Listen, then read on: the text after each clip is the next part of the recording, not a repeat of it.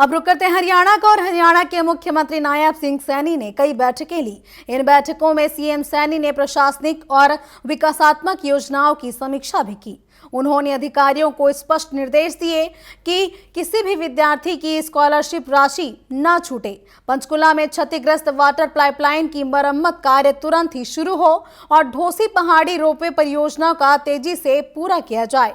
वहीं मुख्यमंत्री ने किसानों से मुलाकात कर कहा कि प्रधानमंत्री नरेंद्र मोदी के नेतृत्व में सरकार किसानों के हित में निरंतर कार्य कर रही है।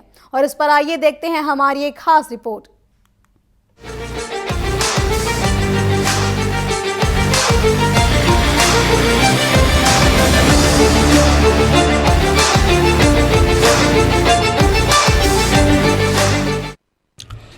मुख्यमंत्री नायब सिंह सैनी ने सिविल सचिवालय चंडीगढ़ में एससी ओबीसी विद्यार्थियों को दी जाने वाली स्कॉलरशिप योजनाओं की समीक्षा बैठक की अध्यक्षता की।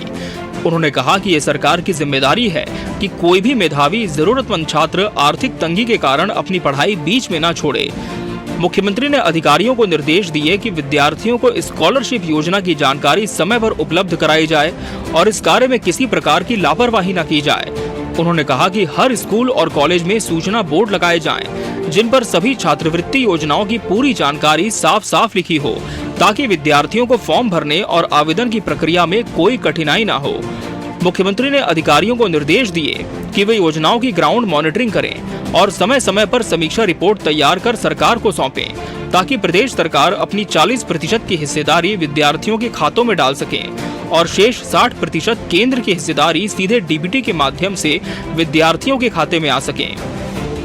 उन्होंने कहा कि विद्यार्थियों के दाखिले के समय ही काउंसलिंग के दौरान अधिकारी विद्यार्थियों और उनके अभिभावकों को जानकारी दें कि यदि वे स्कॉलरशिप योजना की पात्रता में आते हैं तो विद्यार्थी का बैंक खाता आधार से लिंक करवाएं, ताकि उन्हें समय पर स्कॉलरशिप मिल सके। प्रधानमंत्री नरेंद्र मोदी का विशेष ध्यान देश के युवाओं के स्किल डेवलपमेंट यानी कौशल विकास पर केंद्रित है, ताकि हर युवा आत्मनिर्भर बन सके और अपनी प्रतिभा का पूरा उपयोग कर सके। सरकार का लक्ष्य है कि ये विद्यार्थी न केवल गुणवत्तापूर्ण शिक्षा प्राप्त करें, बल्कि रोजगार योग्य बने और आत्मसम्मान के साथ समाज में अग्रणी भूमिका निभाएं। मुख्यमंत्री नायब सिंह सैनी ने व्यापक बांध सुरक्षा से संबंधित भी एक बैठक की। बैठक में उन्होंने अधिकारियों को निर्देश देते हुए कहा कि पंचकुला शहर को कौशल्या डैम से पेयजल आपूर्ति सुनिश्चित करने के लिए क्षतिग्रस्त वाटर पाइपलाइन की मरम्मत का कार्य शीघ्र आरंभ किया जाए। इसके अतिरिक्त मुख्यमंत्री ने हरियाणा शहरी विकास प्राधिकरण के अधिकारियों को निर्देश देते हुए कहा कि प्राधिकरण पिंजौर कालका क्षेत्र में स्वच्छ पानी के भंडारण हेतु 10 से 12 एकड़ भूमि जन स्वास्थ्य अभियांत्रिकी विभाग को उपलब्ध करवाए, ताकि ये व्यवस्था होने से पिंजौर कालका क्षेत्रों में भी कौशल्या डैम से स्वच्छ पेयजल आपूर्ति शीघ्र शुरू की जा सके। मुख्यमंत्री ने कहा कि राज्य सरकार के सभी संबंधित विभागों को पेयजल आपूर्ति के लिए भूजल यानी ग्राउंड वाटर की बजाय सतही जल यानी सरफेस वाटर पर निर्भर रहना चाहिए और बारिश के पानी को वैज्ञानिक तरीके से संचित कर उसके उपयोग की दिशा में ठोस कदम उठाए जाने चाहिए। उन्होंने ये भी निर्देश दिए कि कजौली वाटर वर्क से होने वाली पानी की सप्लाई को सुदृढ़ किया जाए तथा पानी सप्लाई करने वाली मोटरों की क्षमता बढ़ाई जाए, जिससे कजौली वाटर वर्क से पर्याप्त मात्रा में पानी उपलब्ध हो सके। मुख्यमंत्री ने कौशल्या डैम की जल भंडारण क्षमता बढ़ाने की दिशा में सिंचाई विभाग को कार्य योजना तैयार करने के निर्देश दिए। उन्होंने ये भी कहा कि गंदा पानी किसी भी स्थिति में डैम तक न पहुँचे, इसके लिए भी विभाग द्वारा अन्य संबंधित विभागों से तालमेल कर प्रभावी कदम उठाए जाएं।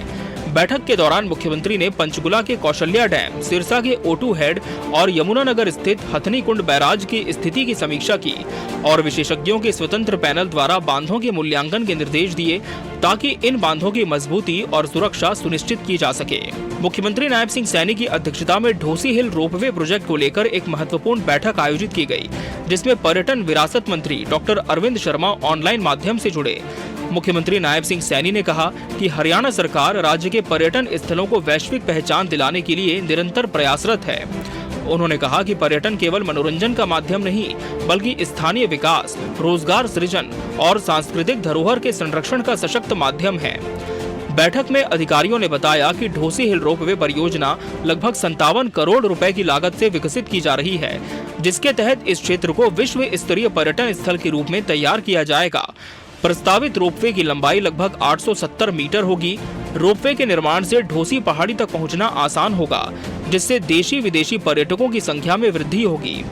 ये परियोजना न केवल ढोसी क्षेत्र बल्कि महेंद्रगढ़ के ऐतिहासिक स्मारकों के प्रति भी पर्यटकों की रुचि को बढ़ाएगी।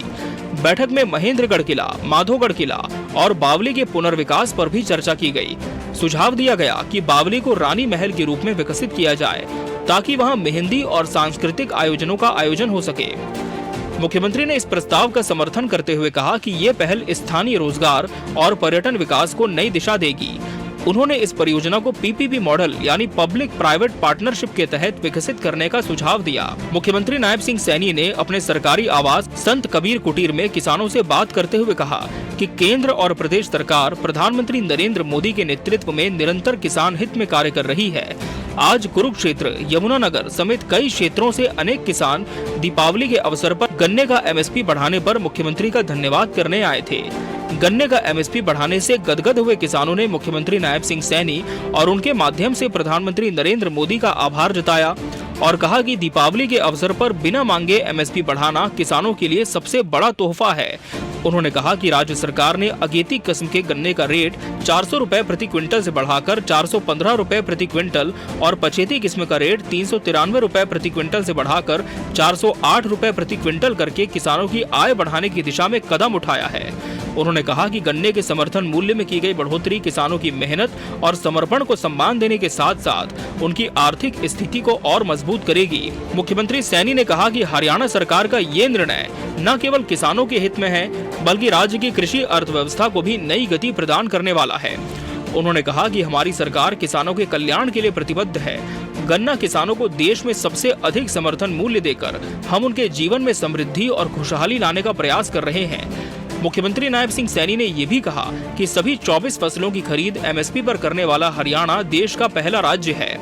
यही नहीं, 48 घंटे के अंदर किसानों को उनकी फसलों का भुगतान कर दिया जाता है। मेरी फसल मेरा ब्यौरा पोर्टल की मदद से पिछले 11 सीजन में डीबीटी के माध्यम से 12 लाख किसानों के खातों में 1,58,000 करोड़ रुपए की फसल खरीद की राशि डाली गई है। बहरहाल केंद्र और राज्य की डबल इंजन की सरकार किसानों को नई तकनीक, फसल विविधीकरण और सिंचाई सुविधाओं से जोड़कर उनकी उत्पादकता बढ़ाने पर विशेष जोर दे रही है। वहीं सीएम सैनी भी लगातार विभिन्न विभागों की समीक्षा कर जानकारी ले रहे हैं और निर्देश दे रहे हैं, जिससे विद्यार्थियों, किसानों और आम नागरिकों का जीवन स्तर बेहतर हो सके। Bureau report, TV 24 news, Haryana.